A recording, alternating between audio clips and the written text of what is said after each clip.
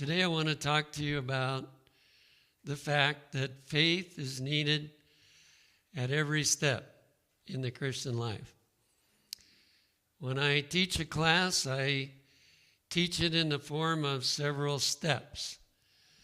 And there's one common need at every step, and that's faith. So let's see, here it is. So first of all, the good news is you have it. In Romans 12:3, it says, God hath dealt to every man the measure of faith. So no one can say, I don't have any faith. Now, faith is like a muscle, so if you don't use it, it will get weaker.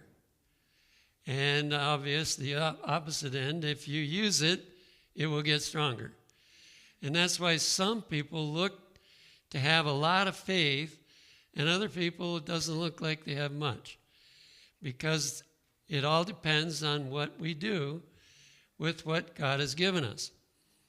Now, in the very early days when we first came to Wildwood, we were here for training, and then we were sent out to 3 pioneering institutions. And we were like being thrown in the water learning how to swim, because faith was required on every hand, not just the Christian life, but to survive and having enough money to pay the other people and to have what we needed.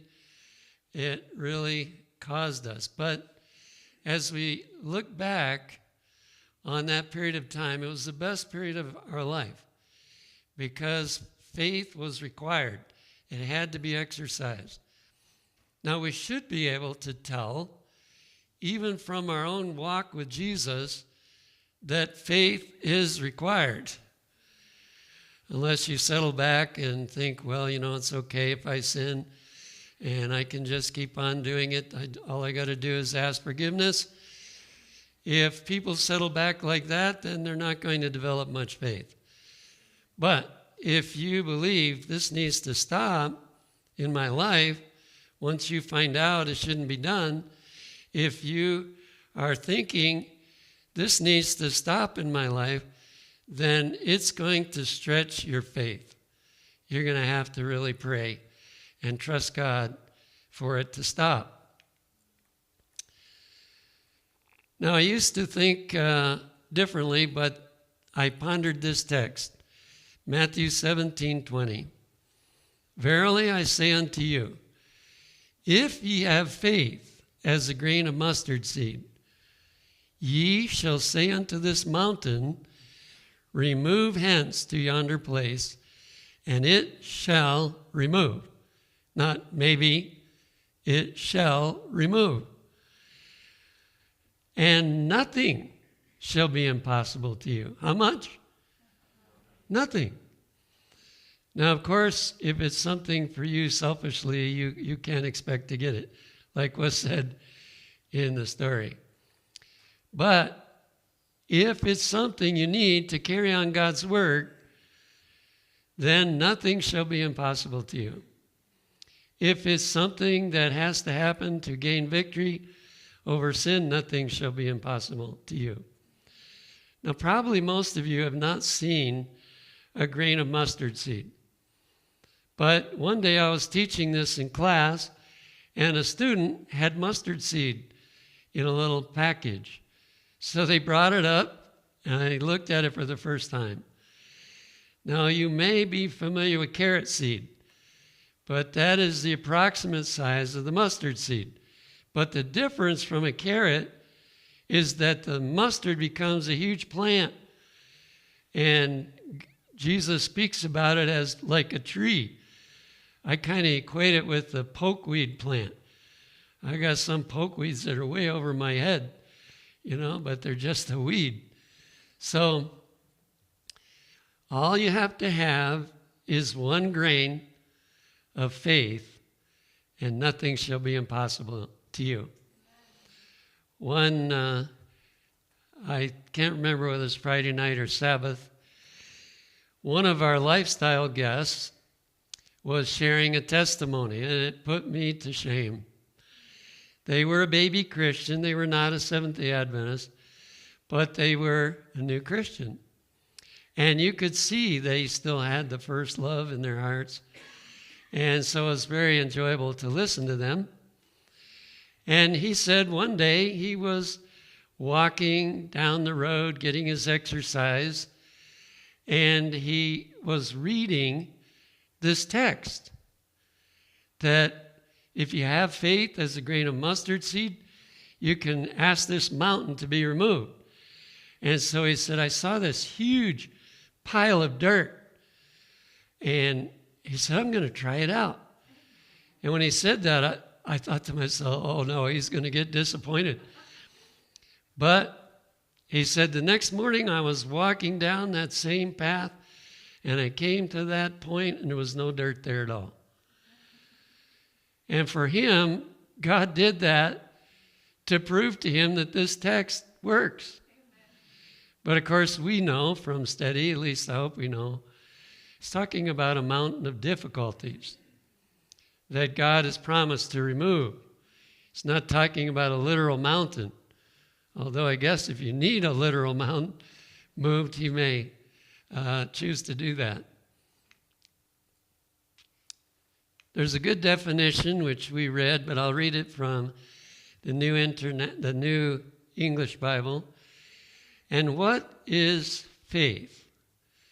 Faith gives substance to our hopes. You can't see it. You can't prove that it's going to happen. But based on the promise, it becomes real. It makes substance out of the promise and makes us certain of realities we do not see. You've never seen the New Jerusalem, but I imagine you all believe it's there. How? Faith makes the New Jerusalem certain because God said it's there and that it's going to come down at the end of the 1,000 years to this earth. Then think of this thought from First Selected Messages 389. Faith is the only condition upon which justification can be obtained. In other words, you can be justified, or the simpler word is pardoned. You can be pardoned if you believe that he pardoned you. If you don't believe he pardoned you, then you didn't get pardoned. Simple as that. There's a short sentence in Steps to Christ that says, it is so if you believe it. The opposite is, it is not so if you don't believe it. So, faith brings the reality of whatever promise we need to have fulfilled to us.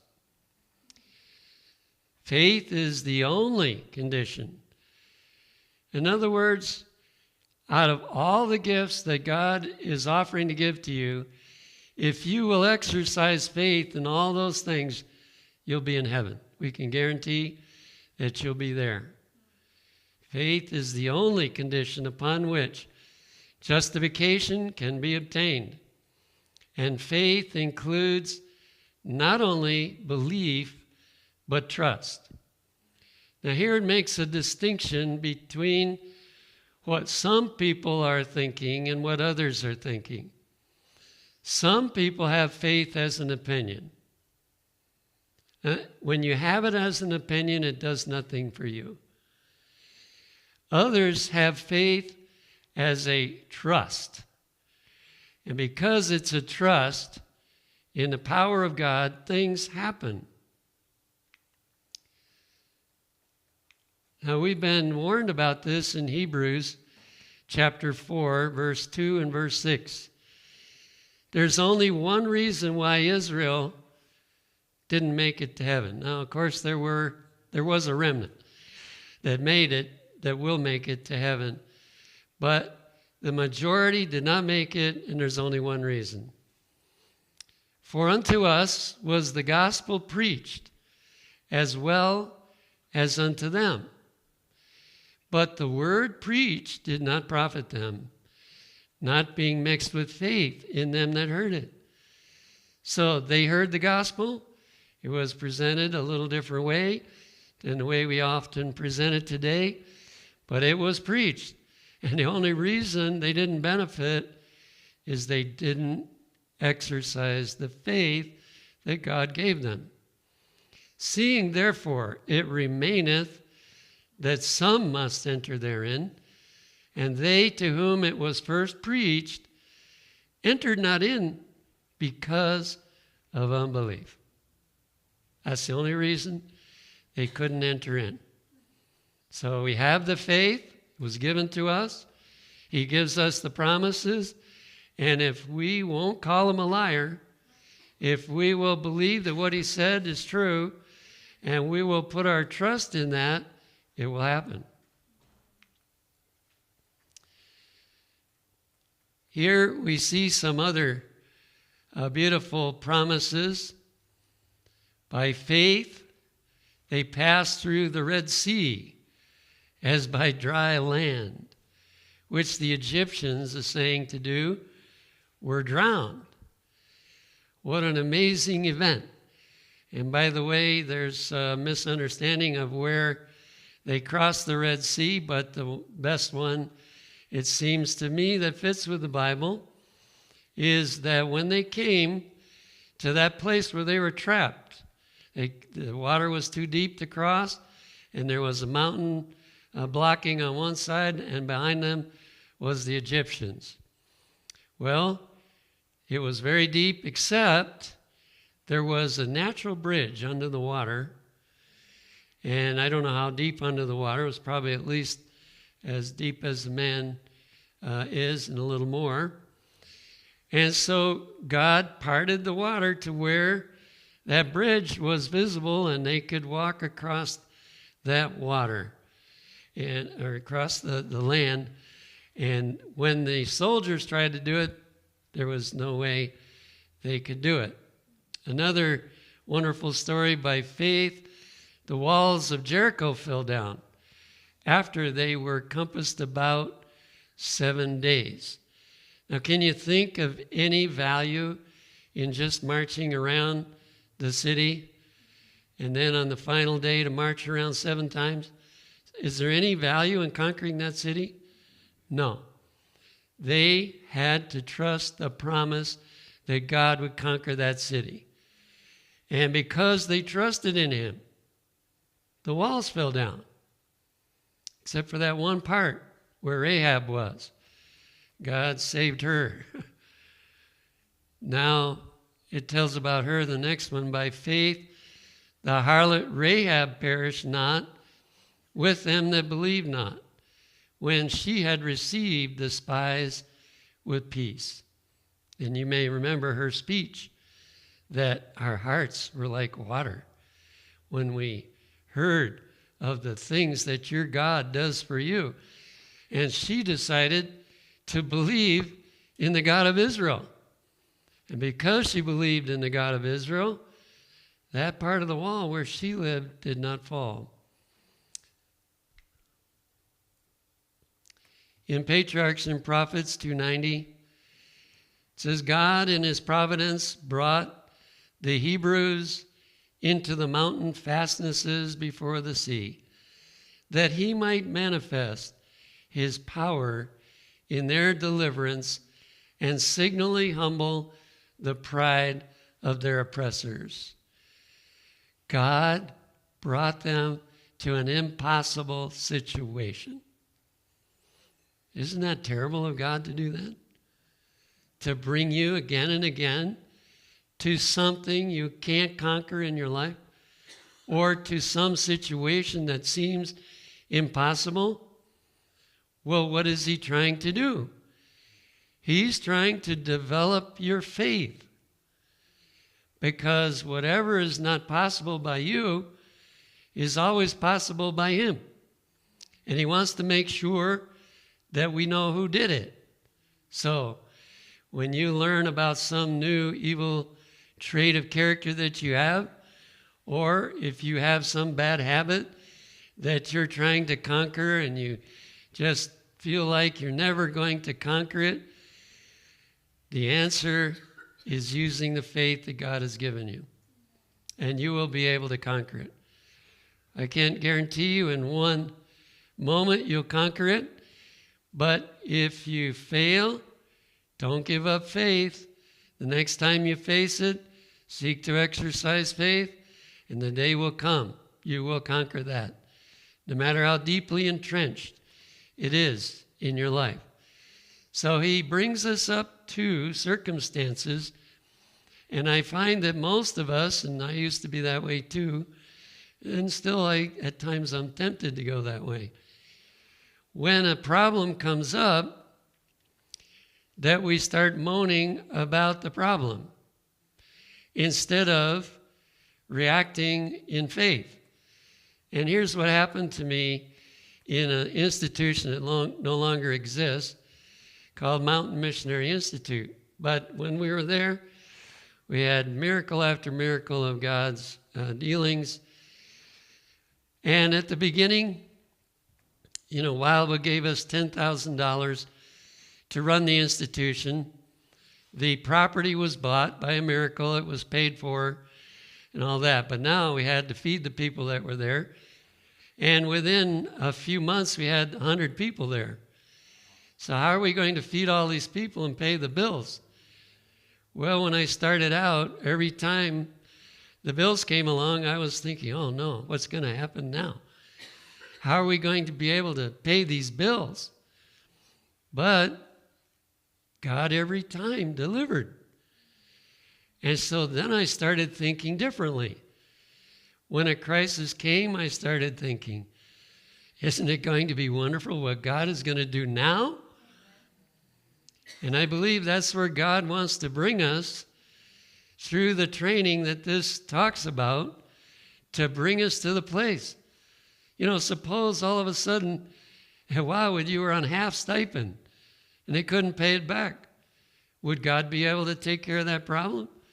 We can testify, yes, he can do that. Because we not only had half stipend, we had almost no stipend. But God took care of us. So here he is trying to train us whenever difficult things are being faced. Goes on to say, he might have saved them in any other way, but he chose this method in order to test their faith. It's not that God needs to know how much faith we have. He already knows. He wants you to find out how much you have. And if you wring your hands and you start thinking of impossibilities, then you don't have enough. So what he's trying to do is develop more, in order to test their faith and strengthen their trust in him. Now, he's good to us, because he delivers us even when we didn't have faith a lot of times. And then we look back and we say, oh, why did I worry?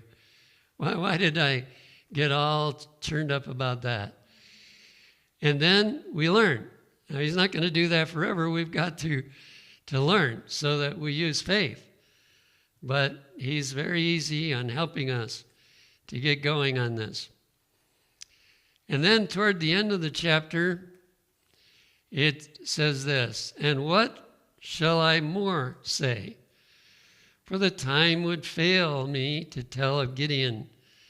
Think of Gideon. He's down to 300 soldiers. How many people would want to attack 300,000 with 300? But Gideon was a man of faith, and he went forward anyway with those 300. And a Barak, I should say this about Gideon. God had to get rid of the soldiers that didn't have faith before he could deliver them. And he did it in two ways. He said, if you're afraid, you can go home. Always the general was supposed to say that, but Gideon didn't say it because he was afraid his army was so small. But God said, no, you got to tell them that. So then he lost 32,000 of his soldiers, or whatever it was. I forget the number. And then God said, okay, one more test. And that test was how they drank water, just a little test. And the ones that were disqualified were the ones that were thinking, boy, this might be the last drink of water I'm going to get in a long time, so I'm going to tank up. But the others said, we want to get at the enemy. They grabbed up a little water, and they were the ones chosen, the 300, to go into battle. And God delivered them. What an amazing story. And of Barak, and of Samson, and of Jephthah, of David also, and Samuel, and of the prophets, who through faith subdued kingdoms, wrought righteousness. Now that's the key one, I believe, for us, because we know time is short. We know we still have too much wrong with us. So it's time for us to begin to really exercise faith, because we can conquer. That's how they wrought righteousness, how they obtained promises, and how some stopped the mouths of lions. By faith, that's how they did it. Quenched the violence of fire, escaped the edge of the sword. Out of weakness were made strong, waxed valiant in fight, turned to flight the armies of the aliens. How would you like to have been the armor bearer of Jonathan? When Jonathan proposed, when there were, I'm sure, over 100,000, maybe several 100,000 Philistines, and he said to his armor bearer, it doesn't matter whether God has many or few he can deliver. Let's you and I go up. And it was the beginning of the whole destruction of that army, because 2 soldiers were willing to go up. Women received their dead raised to life again, and others were tortured, not accepting deliverance. Many are afraid of torture. You don't have to be afraid. I just taught a class not long ago where Huss was burned at the stake singing, and Jerome was also praying. He wasn't in terrible agony and pain. He was singing. So faith made that possible, that they might obtain a better resurrection. It's way better than the other one. The other one, people are going to be burned in hell. So we don't want to burn in that one. I mean, we don't want to come up in that one. And others had trial of cruel mocking and scourging, yea, moreover of bonds and imprisonment. They were stoned. They were sawn asunder, were tempted, were slain with the sword. They wandered about in sheepskins and goatskins, being destitute, afflicted, tormented. So God doesn't always provide the food we might like or the clothing we might like. He allows people to exercise faith even in those circumstances. And again, it's a test.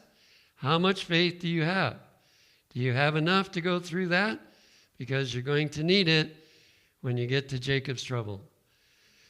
He is desperate to help us develop faith because he knows what's ahead after the close of probation, and especially the final steps of Jacob's trouble. We're going to have to be men and women of great faith. Not faith in ourselves, but faith in him.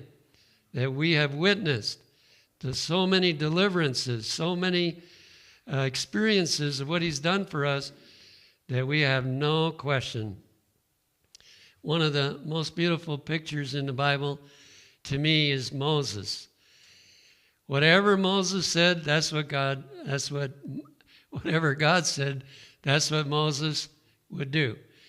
And when he went into Pharaoh and told him there's going to be a terrible storm, it's going to be hail. And we know the hail just ruined Egypt. After he told the king about it, God started the hail right away. So when he had to leave the palace and walk back to Goshen, he had to be protected as he walked through the hail. But he wasn't worried about the hail at all because he knew he wasn't going to be destroyed. He was trusting in God's promise. So all these wonderful things are recorded for us that our faith can grow. But in one place I read, there's nothing like having your own experience. You can read all the stories in the world that help, yes. But when you have a deliverance by faith, that does more for you than all the stories that can be told. So then our faith can really grow, and we start having difficult things that are conquered by faith in the promises of God, of whom the world was not worthy. People that allow faith to expand in them until they can do what the Bible is just telling us people have done, those people are very special to God. Why? Because they never call him a liar. They never say he can't do it. They always say, yes, he can. If I have this trait of character that needs to go, God can get rid of it in my life. Now, when people trust in themselves, they'll never get rid of it. But when they trust in God, they can get rid of it. So that's why they're not worthy to be in this world, but he needs us as witnesses. They wandered in deserts and in mountains and in dens and caves of the earth. And these all, having obtained a good report through faith, received not the promise. They didn't get the reward. They went to their death without the reward. God, having provided some better thing for us, that they without us should not be made perfect. So they have to wait until we are ready before they can inherit what God wants to give them. So they were willing to go all the way to death without realizing the promise. Now, those that are alive when Jesus comes, they won't have to do that. I talked about that last night. They're going to be delivered by God's voice. But all those others, they were faithful unto death.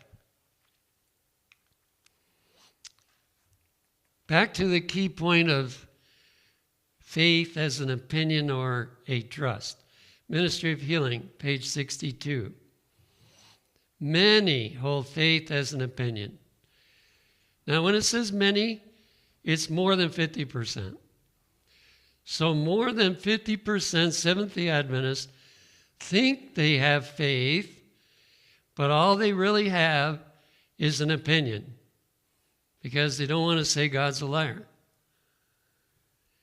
Saving faith is a transaction by which those who receive Christ join themselves in covenant relation with God. So we have opinion versus transaction. Now, what does a transaction do? A living faith means an increase of vigor. What you didn't think you could do, now you can do. A confiding trust. You're not worried. God's going to take care of it. And if he doesn't, when COVID came along, the Lord had developed enough in me. I'm not perfect yet. But he developed enough in me that I said to myself and to others, I said, either I won't get it. God will protect me. Because when they describe the people that were most at risk, it was me. I had all the things that would give you the biggest risk.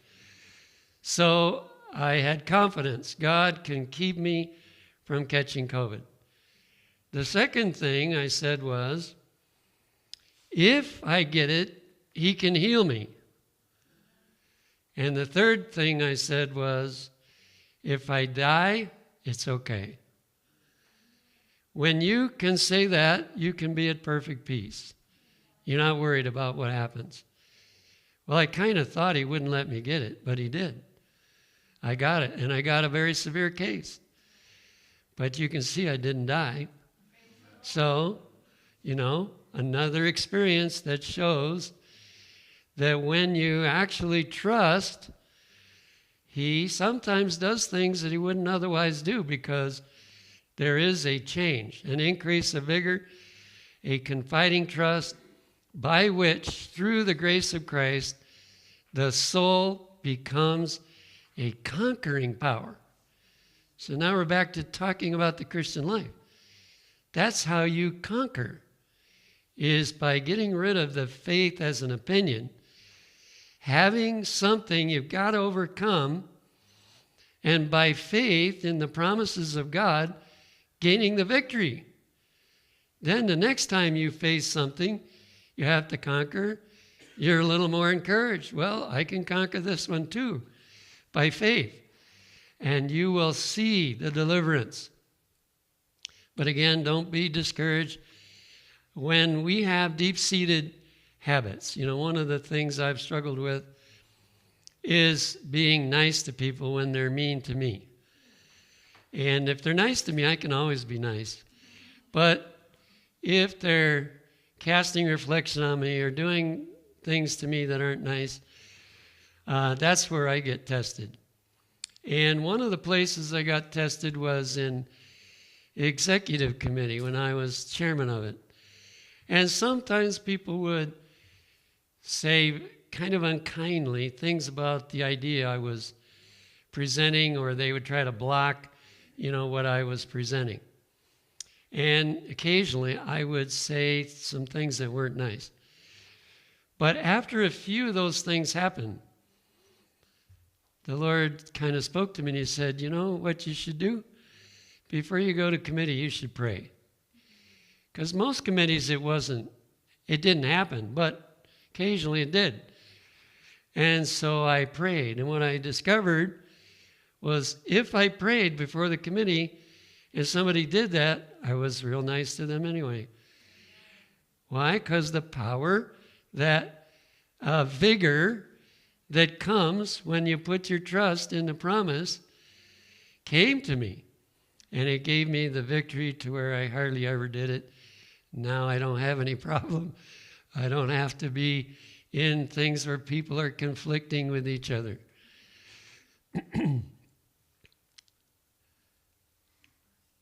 Now, Jesus told some examples, and it's very sad that not even one of these examples comes from Israelites, not even from the disciples. Shame on us. Like that man that was not a Seventh-day Adventist, his faith put me to shame. Matthew 8, verses 7 and 8 and 10. And Jesus saith unto him, I will come and heal him. That's what the Jews wanted. They wanted Jesus to come. They wanted him to touch the person. They wanted him to speak some words in their presence, or at least where they were.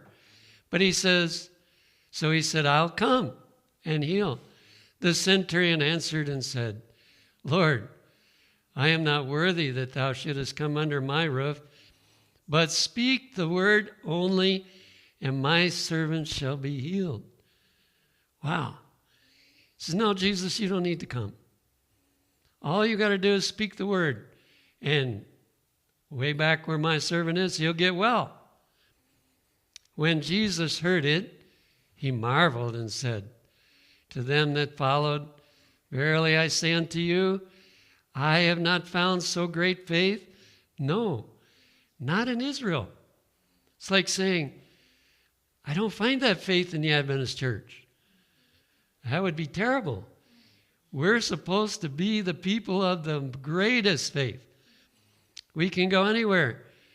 I read the story of this missionary, And a number of other missionaries had gone to this island. It was down near Australia. And when they got on shore, got out of their boat on the shore, there was a leader that was really terrifying, and he had a group of men with him. And as soon as he began to approach the missionaries, they ran like everything, got back in their boat and left. So this Adventist missionary, here's an Adventist with the kind of faith that we need to be. He decided to go to that island. And the same thing happened to him. He walked on the shore, and as he got a ways up, this man appeared, and he was trusting in God. God sent me here. I'm not going to run. And so the man was shocked. He jumped off the rock where he was down to attack the missionary. But every time he tried to attack him, the missionary slammed him on the ground. And after about 4 of those experiences, he decided, he's got something I don't have.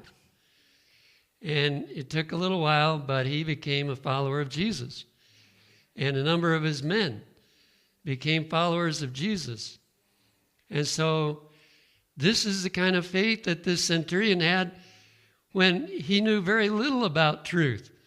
But he had the faith, he used that mustard seed. On the other hand, in Matthew 8, verses 24 to 26, and behold, there arose a great tempest in the sea, insomuch that the ship was covered with the waves. I mean, it was going over the boat. But he was asleep. Jesus was perfectly trusting in his Father. And his disciples came to him and awoke him, saying, Lord, save us, we perish. So you can hear the panic that's in their mind. Well, first of all, they forgot that Jesus was in the boat. But when there was a flash of lightning and they remembered he's in the boat, instead of saying, well, this boat can't sink because Jesus is in it, they panicked. And they woke him up, and they were full of panic to him. So what did he have to remind them of? And he saith unto them, why are ye fearful, O ye of little faith? So the centurion was a man of great faith, and the disciples were men of little faith at this time. Now that changed. After Pentecost, after all the training Jesus gave them, they became men of great faith too. And wonderful stories that we haven't even heard, we'll be able to hear in heaven, because we've heard some about Peter, we've heard a lot about Paul, but some of the others we didn't hear too much about. So one day we'll be able to hear those stories as well. So as we think about our subject today, I believe that God is calling us. Most of us can see something of what's ahead of us, and maybe we can see that we need to have a greater faith, but are we really welcoming every situation that requires faith? I think it's time that we do that. That every time there's some kind of crisis, whatever it might be, sickness, might be financial, it might be, some deals that are falling through and you're in danger of not being able to pay your rent, or there's just all kinds of crises that come up to God's people. And then some of them may be caused, one crisis that Wildwood faces right now is it's harder to get people to come to work at Wildwood from the United States. There's too much interest in the paycheck or other things to where people don't want to work. So we were having to rely on people coming from other countries.